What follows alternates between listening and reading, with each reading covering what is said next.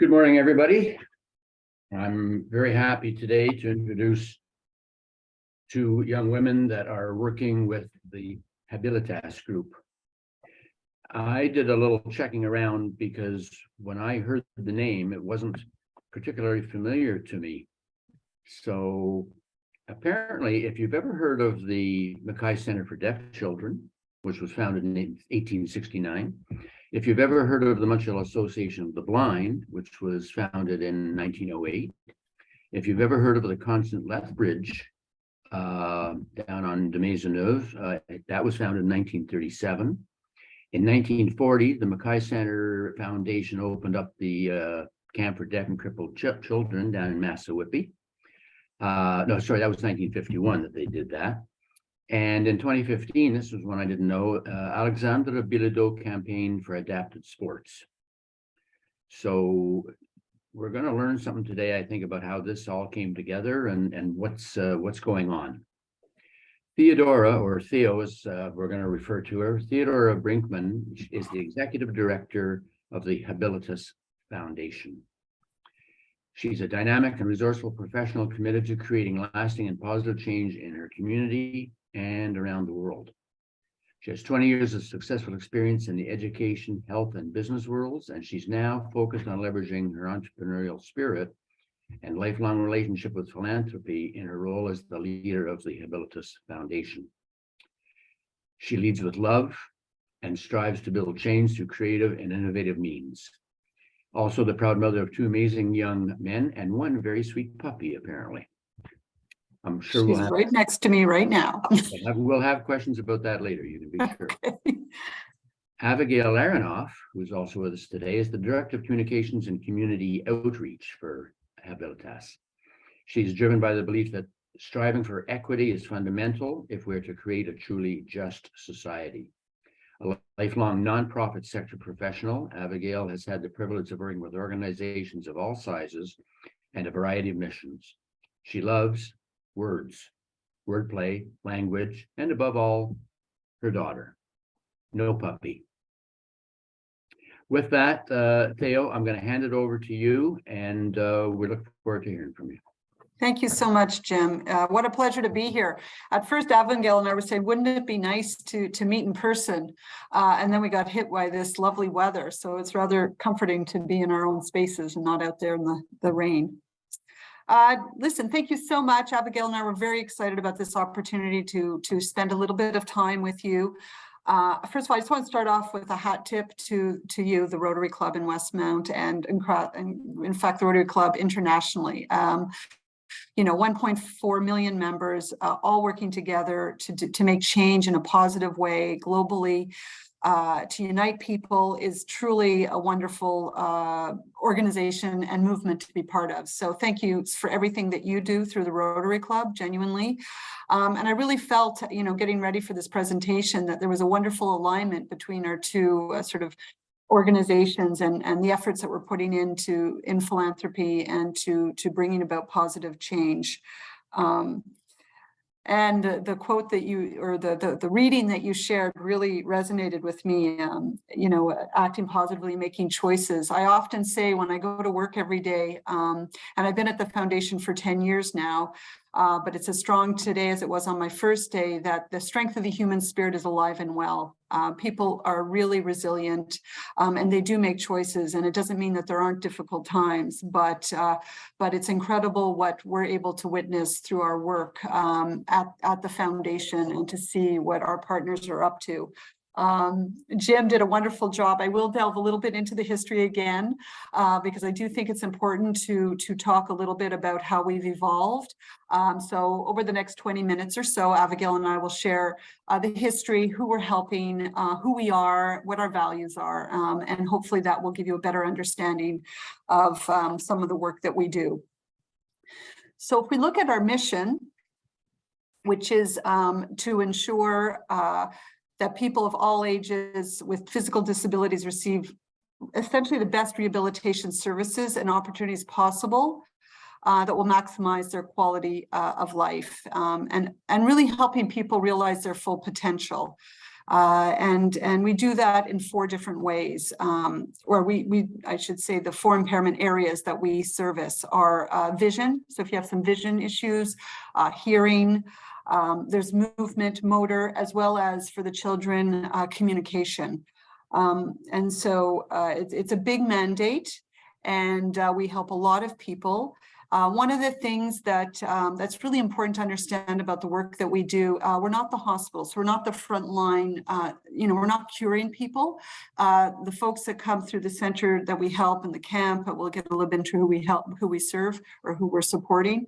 We're more, what we're able to do is to help quality of life. And that's a really critical thing to do, and to help people to realize their potential, whatever that means. It's like, I always say it's like a rainbow, because there's people that come in with sort of minor impairments, and others can be quite multiply impaired. And our goal is to build a world where they have as much accessibility as possible, whether it be through education, vocationally, in the workforce, socially, in the arts. And our world is yet to be set up entirely to be able to accommodate. And so that's really what we're doing. And it is an aging population.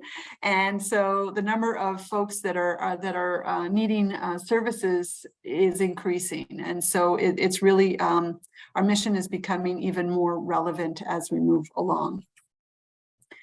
And so if we talk a little bit about philanthropy in general, we have a pretty strong feeling of, that we consider ourselves philanthropists versus fundraisers.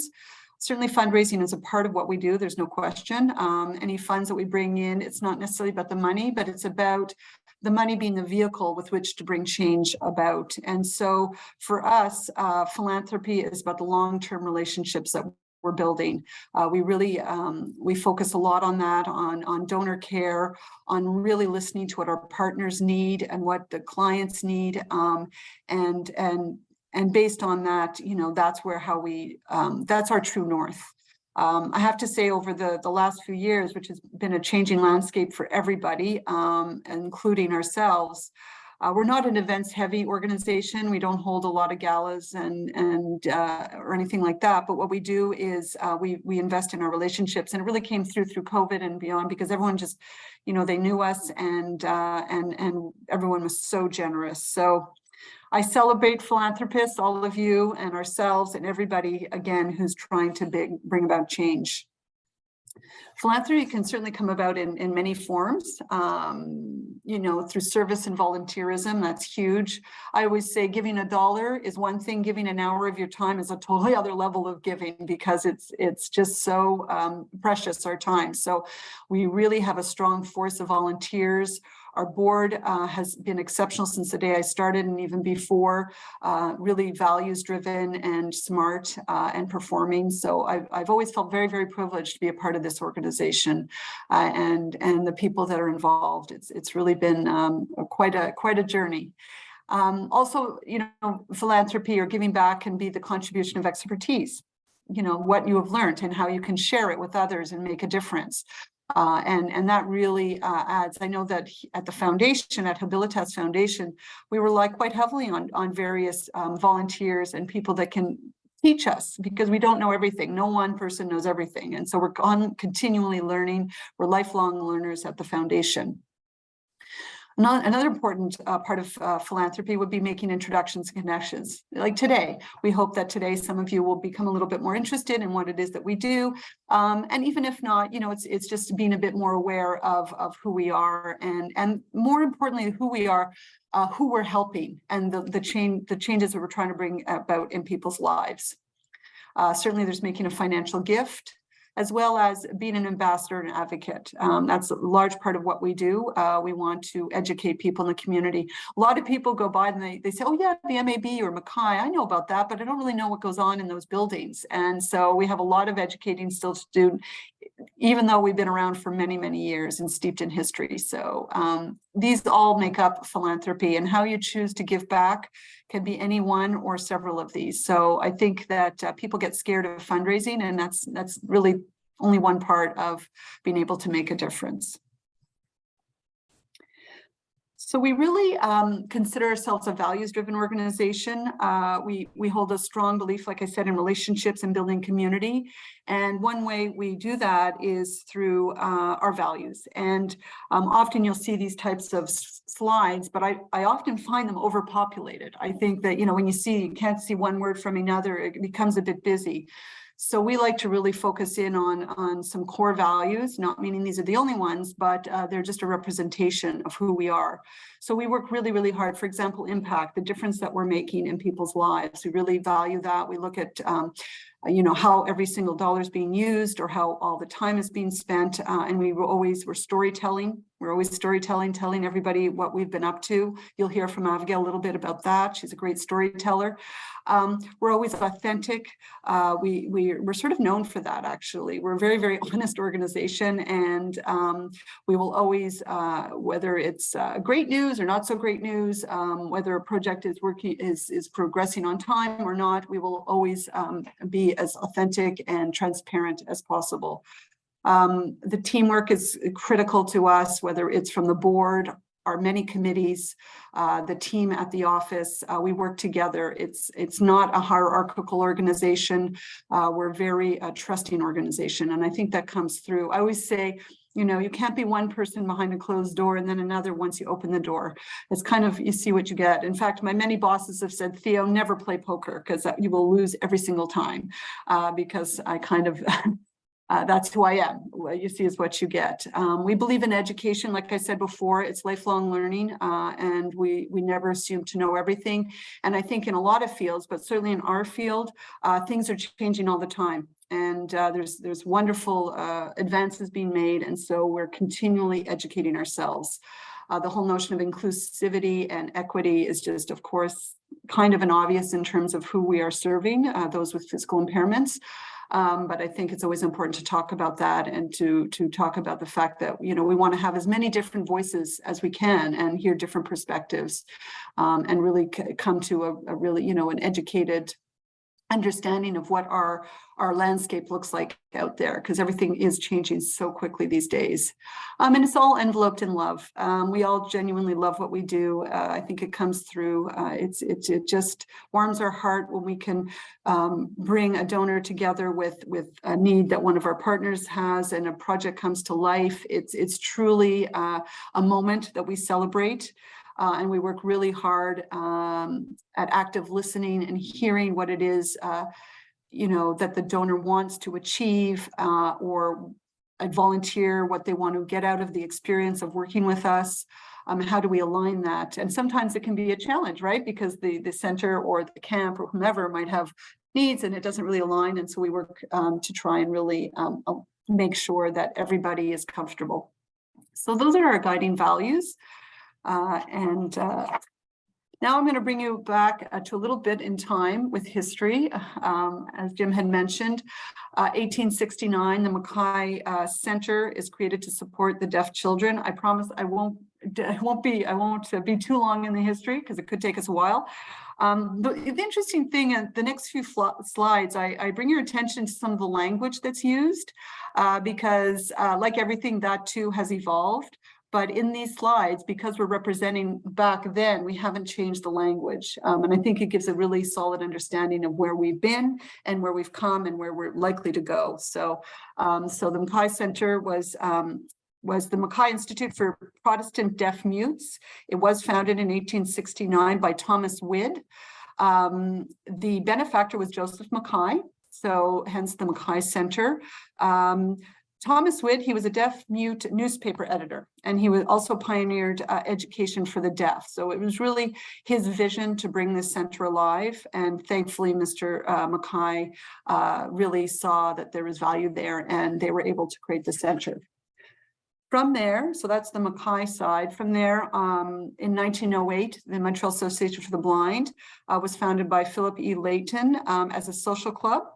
Also the Braille Lending Library and a sheltered workshop, as it says here. I see we have Tom Layton on. I don't see him right now, but so that's fun. Philip E. Layton, fun fact, was Jack Layton's great-grandfather. Jack Layton, of course, being the head of the NDP party, who sadly we lost a few years or a number of years ago now. But clearly he was influenced by his family in terms of his activism. Mr. Layton, Philip Layton, that is, led a campaign for disability, for the disability community back in the day. So he was well before his time. He was also quite visionary, which was really interesting. He was a partner in the family business. It was pianos, Layton Brothers pianos, and he played the organ. So if you can imagine how large an organ is, to be able to play that without sight is quite an achievement. So he is a beloved founder of the Layton side. So then if we move to Constance Lethbridge, that was in 1937, and that was for adults living with motor impairments, and it continues to be that, even though some of the centers have merged.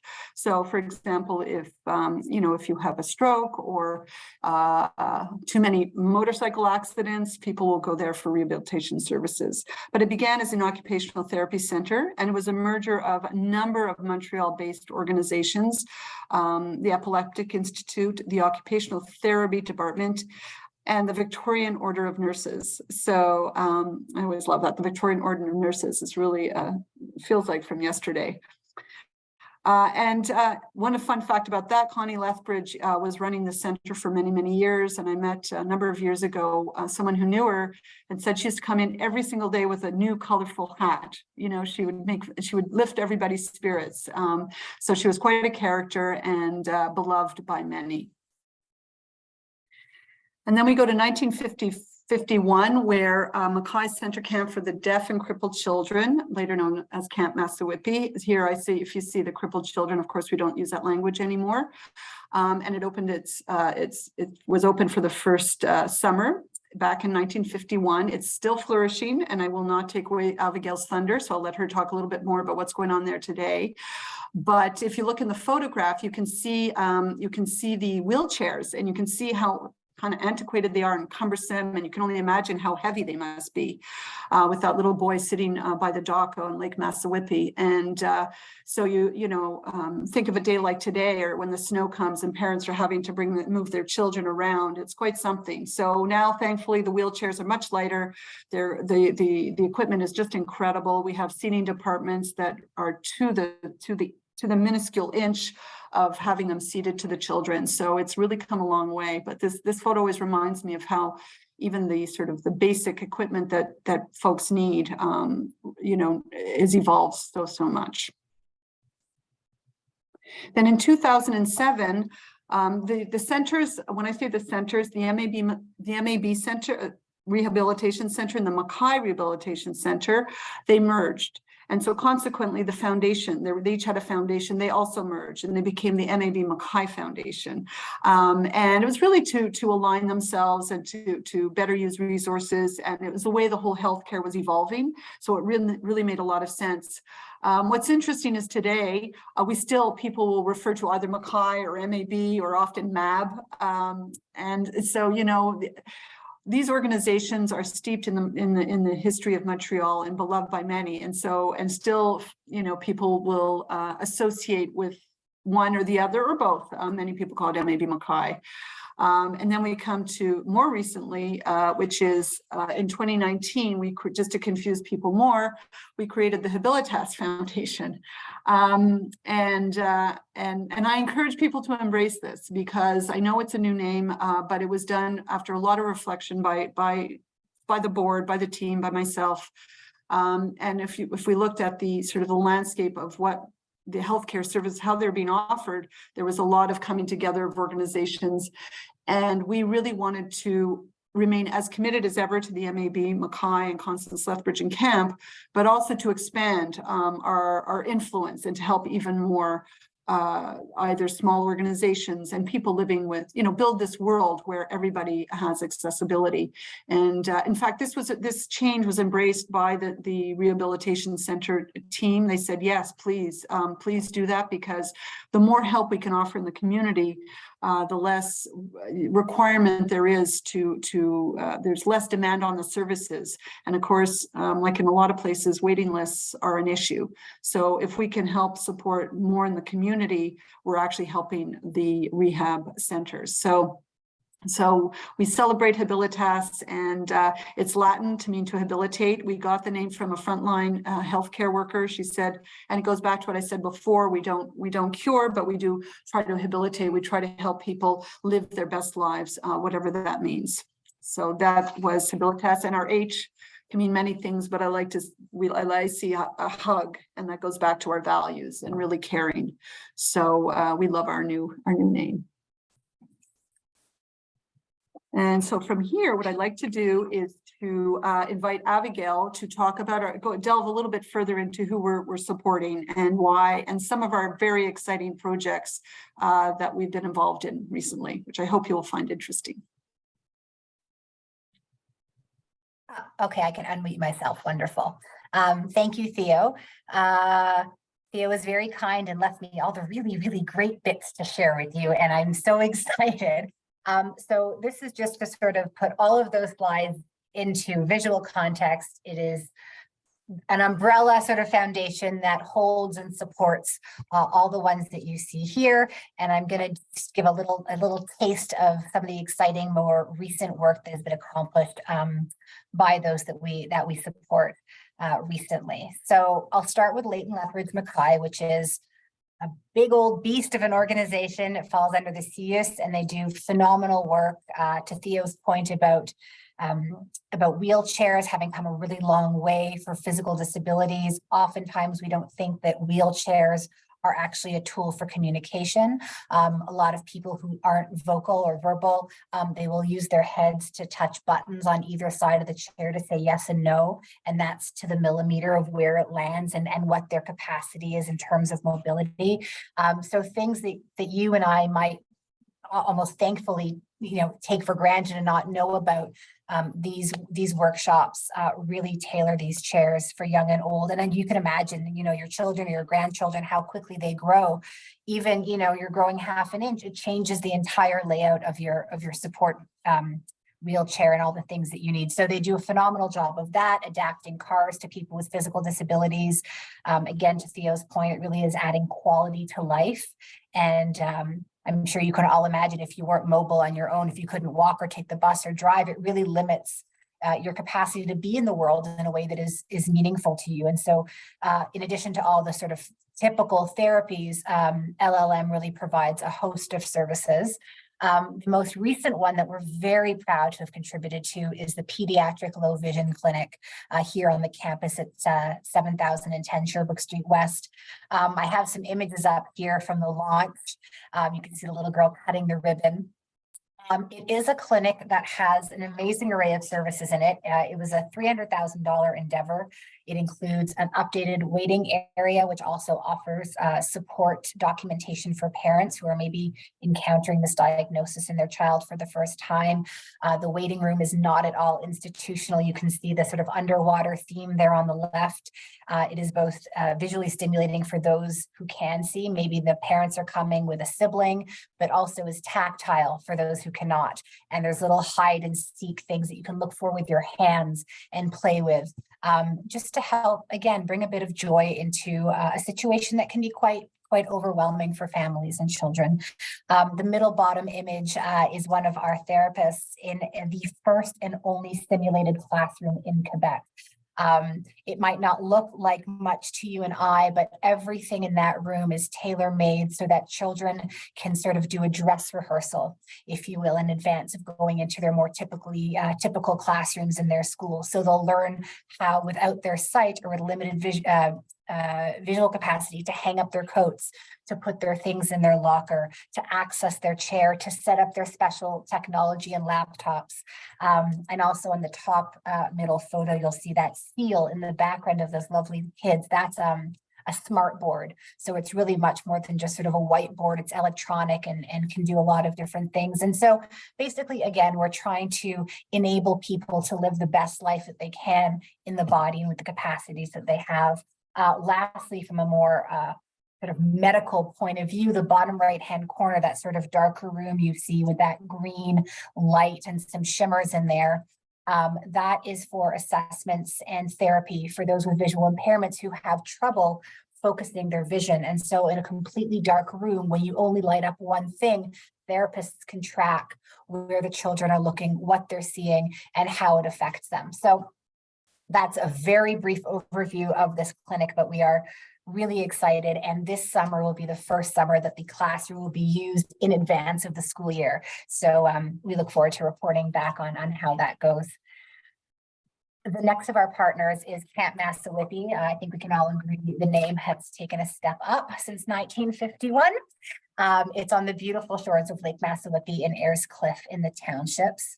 Again, anybody who has been a kid or has a kid in their life can understand that feeling a sense of normalcy and a sense of belonging is so fundamental in who we become in our later years. And summer camp really allows them that freedom after, 9 months of being in the pediatric low vision clinic, seeing therapists, just to let go and play, like just be a kid, be outside. I mean, they have adapted water skiing, which I had the real honor of watching live and in person this summer. They did not let me go, unfortunately, but seeing kids who are otherwise almost immobile going in the water and having that freedom of movement is really wonderful. And a lot goes into camp, not just a place to play, but behind the scenes, it really is set up for success. So we this year were honored to be the lead donor, a sponsor of the new dining hall at camp, which again, anybody, kitchens are the hearth of the home. This is where we gather. This is where family is. And it's the same thing for camp, especially on those rainy days. It is fully accessible by wheelchair. Yes, wheelchairs have come a long way and they're much lighter. Like you can see this young lady cutting the ribbon on the left, but also for the ones that are more involved, like that have communication and technology on it, they can be quite cumbersome. And just the physical infrastructure of the building, which is something we might not think about, is so important. So sort of bolstering the building to make it stronger, widening the doorways, because the wheelchairs do change in size with technology. They're lighter, but they're also bigger. There are, adapted bathrooms with space for caregivers to go in, adding a bit of more dignity to everybody's everyday life. And something we might, the acoustics I wanted to say are very important, and we'll talk about that on the next project as well. We tend not to think about hearing aids and cochlear implants as needing anything particular, but as technology changes for hearing aids and that kind of support, the acoustics around are very important. And these are things that specialists think of that I would never have thought of, but we're really fortunate to work with people who really go down to every detail to what brings more quality to life for those that we work with. So the dining hall is just the most recent reflection of that. My advance is not working. Okay. The Action Center is in LaSalle, just minutes away from where we are in NDG. It is now moving more from children to adults. It's a day center for adults with physical disabilities. There is no therapy per se offered there. It really is a recreational therapy. It's a social endeavor. Arts, cooking, computer labs, technology, just being social. It's really beloved. They go bowling once a week. It's a whole thing, and they're actually moving this year, which is exciting because they will now be able to offer a typically very underserved population, which is the sort of 18 to 45. So when they age out of schools, but they're not seniors and they have this whole swath of their life that is kind of not really held yet formally by the community, and they're working really hard to add programming for that. So one of those things, Connections, was started recently, generously funded by the Dr. Aronson Fund in memory of his son, who passed away far too young from complications from his diagnosis. But over and above the physical sort of challenges that he had, the family really noticed that the lack of social interaction really contributed to how he was feeling and to how he acted in the world and how he was. And so they wanted to help mitigate that for other people who might be homebound or less mobile than they'd like to be. So there are all these online classes and lectures, discussion groups. They their news of the day, what's happening in the news, what's happening in arts. There are guest lecturers. So that has really taken off, and that is also being offered to the campers at Camp Massawippi, because we really, part of what we like to do at Habilitas is to sort of help people grow together. And if we can help more than one and build bridges, we love to do that. And so both of these organizations are now sort of working together to offer these programs to children as well as adults. Then last but not least for today are the two schools that we work with in the Montreal School Board. They're on Terrebonne here in NDG. It's the Mackay Center and the Philippi Layton schools. They do work with similar but distinct populations, as you can see. This is sort of, so I have a kid in public school in the EMSB, and it's a lovely school and it's fine. And then you walk into this building and it's like walking into the future. It has been so well appointed. It's new, it's functional, it's clean, it's friendly, and somehow not at all institutional, even though it has every amenity you can think of, special feeding stations, a nurse's station, all sorts of therapy rooms, and it's still really warm. We really believe, as you might have gotten a sense so far, that we don't believe that people are defined by their disabilities. We really think it's a part of who they are, but that fundamentally they should be able to live their lives, and that every child has a right to play was a really big sort of thought in our heads, and how we can add joy to what can sometimes be a very challenging day. This school had no playground. What you're looking at here now used to be a gravel pit, quite literally. And so kids who are more mobile could run around, but that was about it. And anybody in a wheelchair with limited mobility was kind of just on the sidelines. And we thought that was heartbreaking, honestly. And we had some really wonderful people at the helm of this project who like pushed it forward, volunteers and donors. And we are now building a fully accessible and inclusive playground. This makes me so happy. So this is obviously an artist's rendition. It will be launching, fingers crossed, we don't have any snowstorms in May. In this city, one never knows. But pray to the God of your understanding that we can launch this in June and have all the kids from both schools using it. I'll give you a very quick rundown of what you're looking at here. So the floors are all rubber, so they are they're shock absorptive. They are tactile and three-dimensional in many places, so that children with visual impairments who walk without a white cane, but just sort of use their feet to feel, can do that. Obviously white canes, so there are different kind of sensory clues for those who are walking. The slides that you see on the sort of middle left side of our special material. If you could harken back to your childhood when you went down the metal slides and your hair stood up, that no longer happens because that would interfere with hearing aids and cochlear implants. So that's been thought of. If you sort of look like the top third of the slide on the left and right, there's two black and orange playthings. On the left, it's a carousel that you can drive your wheelchair directly onto that then spins. On the right, it's a swing that you can be helped into that will, accommodate a less mobile body that maybe needs some more support getting in. There's a million things I can point out. The real thing around this that you should know is that it's happening, and that frankly, I don't think anybody can believe it took so long. Like, this is such an important part of a child's life, is play and joy, especially as it also helps them integrate the therapies they're having every day, but in a much more fun way. So we're really pleased about those projects. I'm going to let Theo take over from here, but I will plug a survey we're going to be sending out, which is a little more to learn about you, but also to see if there's any part of these projects or anything else we do that you might have more questions about that we can answer. So I do encourage you to take the 2 minutes to fill that out so we can learn more about your interests. So thank you very much for having us. It's really an honor to be here, and hopefully we get to see each other in person sooner than later. Thank you, Abigail. Yeah, I just wanted to mention one thing. If I go back to where Abigail mentioned Lethbridge Layton Mackay, we sort of assume people know everything.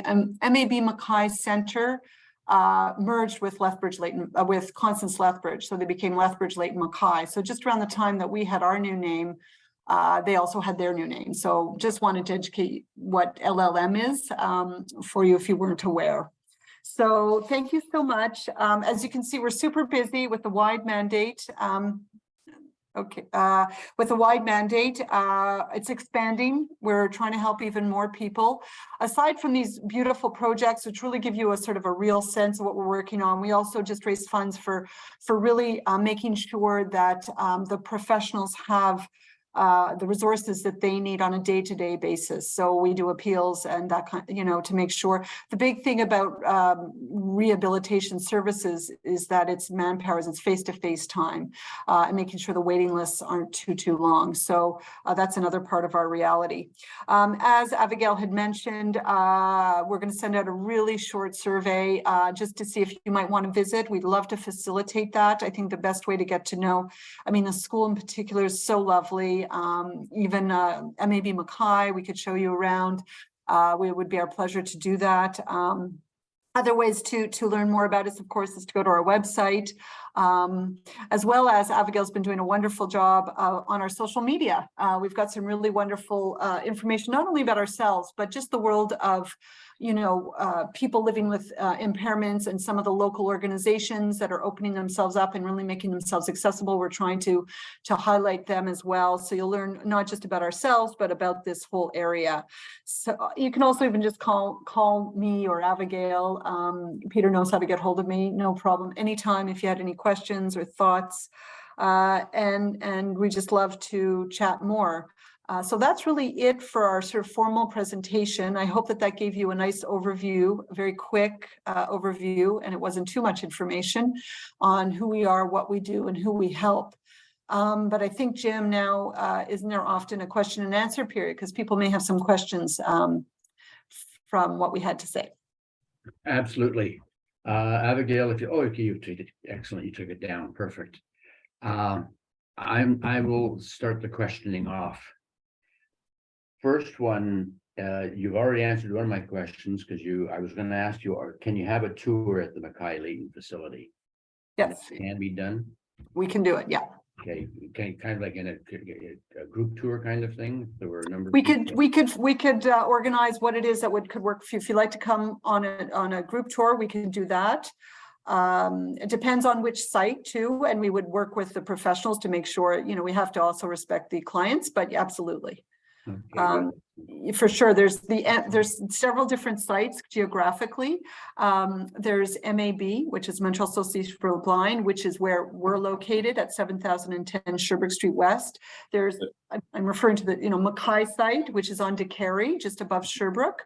That one really caters to the pediatric programs right now, as well as we have there's the school, which is the education part, but also we have a clinical team, or there is a clinical team, I should say, on Terrebonne. Camp Massawippi, in the summer, if anyone is in the townships, we can help that. That is truly a wonderful visit as well. There's also a day camp that's held on Terrebonne at the school in the summer. So the day Camp Massawippi uses their facility, which is really a nice synergy as well. So anything you like, we can. And there's Action Center too. It's a very special, humble, beautiful center where if you walk in, you might expect to see maybe some sadness or discouragement because some of the members there are quite impaired. But what you actually experience is pride and joy and community and family. It's worth the visits. I would encourage you. I have a very good friend that worked at the Massawippi in Ayers Cliff in the 60s. Well, it changes people's lives, it really does. Yeah, he was there for 5 years during his teenage years and going into university. And I have another good friend whose son has been going to the camp every year for 32 years. Yes, they do. Oh wow, he's one of the longest. Normally they age out. But David is kind of a member emeritus. Yeah. It's an incredible thing, and in fact, I said we don't hold a lot of events, but we do hold an annual golf tournament, which typically supports Camp Massawippi, and it's in the townships, and we have some of the folks that worked at camp coming back from back in the day. It's quite lovely, and they're still connected, and they still share stories. It's really very special. Nice to hear. Where does your money come from? Governments, foundations, corporations? Yeah, our funding comes from not so much government, but certainly from individuals, from foundations, both family and otherwise, corporations. We work with different corporations, so more on the sort of the private and the for-profit sector. Okay. And there's many ways to give, right? You can give a donation, a one-time donation. You can go monthly donating. We have many, the reason I say this when you're asking where it comes from, we have many loyal donors who've given for many, many years and give every month, let's say, at a nominal level. But it all adds up and it shows their loyalty. So we value them just as much as anyone. So it's really lovely to see where the funding and the support and the belief in what we're doing. It's really belief in what we're doing. That's what it represents. No, it's amazing. Absolutely. Yeah, it's very heartwarming. I've got a bit of a contentious issue, maybe, or what I've heard was a contentious issue one time. The difference between the Mackay Center for the Deaf and the Oral School for the Deaf. Yeah. Are they collaborating at all now, or is it still kind of like? It's a different approach. I don't see it as contentious. Listen, I'm not a healthcare professional. It is a different approach. Whereas, for example, we offer, the center offers services for cochlear implants post-surgery, whereas Oral School for the Deaf, they tend not to, the cochlear implant is a big difference. But it's really a matter of approach and technique. And we've had clients that I know of, or donors, who have gone to both and they've received services both. So I think it's sometimes, when you have a different approach, you can have a heated debate about it. But at the end of the day, honestly, what everybody's just trying to do is to help. And I think that's really the spirit with which it's being approached. But it is actually separate. Okay. There isn't much collaboration. Yeah. But I've got other stuff, but anybody else want to step in? It's Tony Layton. Hi, Tony. Hi, Theo. I've been involved a bit, not much. I know the Layton family. Well, I'm part of it, but we were more related back in England as opposed to here. Bob Layton and Jack and stuff. And I did get involved a bit with, I think, your organization with one of your board members. And that's the question really is Richard Bond still a part of your gang? He is, and we love him. Yes. He's retired and a grandfather. So we're competing with his duties as grandfather, but he's on our executive, in fact. He's a vice chair of our board. Really? Yes, okay. Very involved. I know him quite well, and I try. Total sidebar. He's lovely. Trying to recruit him to become a member of our club, and he says, "No, I'm too busy working for the Mackay Center." So, anyways, he really is.